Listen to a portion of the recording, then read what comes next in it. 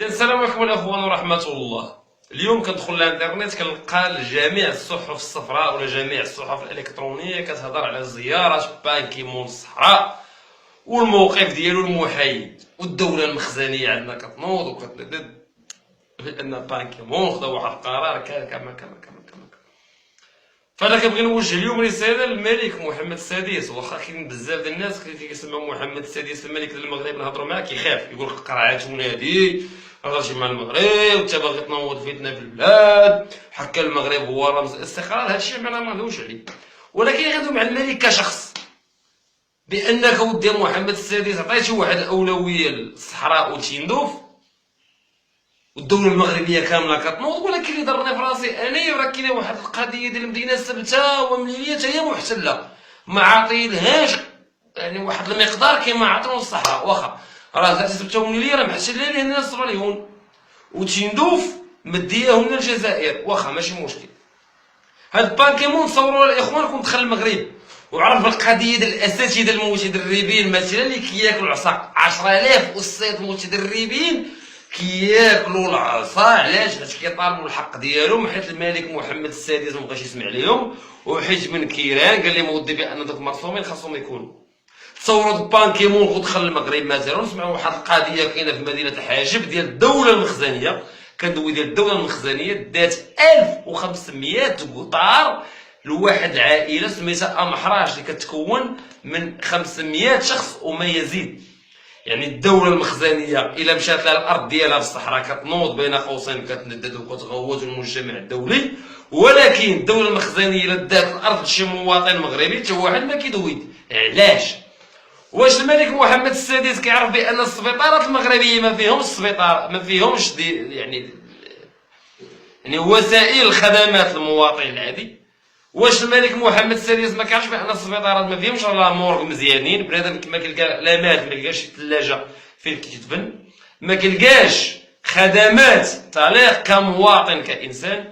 واش الملك محمد السادس ما كيعرفش بان المواطن المغربي ولا جوج المواطنين ما لاقينش باش يعيشوا؟ المواطن كيموت بالفقر وبالجوع. ما يقولش شي واحد راك انت كتبالغ مول الكاسكيط ولا كتعيق. لا، انا كنبغي ننبه الملك ديال البلاد، انت كملك كشخص كتقول باننا نحن في الدستور المغربي وفي الخطابات وكنتسمع بان الشعبيه العزيز. انا ما كنسمع الشعبيه العزيز كتشدني نخش عريره، ولكن وكانك شعب عزيز عليك يعاني من الفقر والاستبداد والاضطهاد، وكنوصلوا لك حنا الملك محمد رسائل بانك تشوف هذا الشعب وانت ما كتشوفش يا محمد السادس بان هذا الشعب كيعاني وكيتظلم يوميا. المواطنين المغاربه اللي كتقول عليهم بانهم شعبك العزيز كيعانيوا من الاضطهاد، كيعانيوا من الفساد في القضاء، كيعانيوا من البطاله، كيعانيو من الجوع، كيعانيو من سوء التعليم، كيعانيو من سوء الصحه. وكناشدوك انت كملك البلاد، وانت كملك البلاد ما كتصرناش نحن كمواطنين، كتصرت الحكومه الفاسده للدوله المخزنيه رشحاتها باش حكمنا حنا. فتما كنعرف بان هاد الدوله هذه لا يحكمها سوى واحد هو الله عز وجل من بعد عباده. فانا وليت كنريح مع نفسي مرارا وتكرارا كنطالب باللجوء السياسي. الله يجعل لهم الدوله صيفط الصومال ولا ناميبيا ولا زامبيا غير ما نعيش في الدوله ديال الكذوب بهذا المعنى هذا. الا كان الملك كملك وتقول بانك انت ملك الفقراء وملك الشعب وكينوضوا ناس من الشعب، ما غنصدمش نفسي غنقول لك ودينا ملك الشعب. ديرني انا صوت من بضعه المواطنين كناشدك انت كملك، كنقول لك ودي غنحل لك عينيك على الفساد. الا شي واحد قال لي ودي الهضره كتقول هرطاقه، اجي معايا ونوريك ملفات ديال الفساد محمد السادس، نوريك الشبره ونوريك الناس اللي كياخذوا فلوس المواطنين، ونوريك الناس اللي كيمارسوا القمع وكيمارسوا استعمال السلطه على المواطنين. انا نوريهم لك. عيت انا كمواطن مغربي، انا غير مول كاسكيطه واحد الشخصيه معروفه في الانترنت كيوصلوني ملفات ديال الفساد، اللي كيعاني مع السلطه، اللي كيعاني مع السبيطارات، اللي كيعاني اللي فالملك الله يرحم لك الوالدين. فالشعب راه عينا وكنحتاج له. كنت ما كتسوقش لينا حاجه وحده، انا كنهضر معاك كمواطن.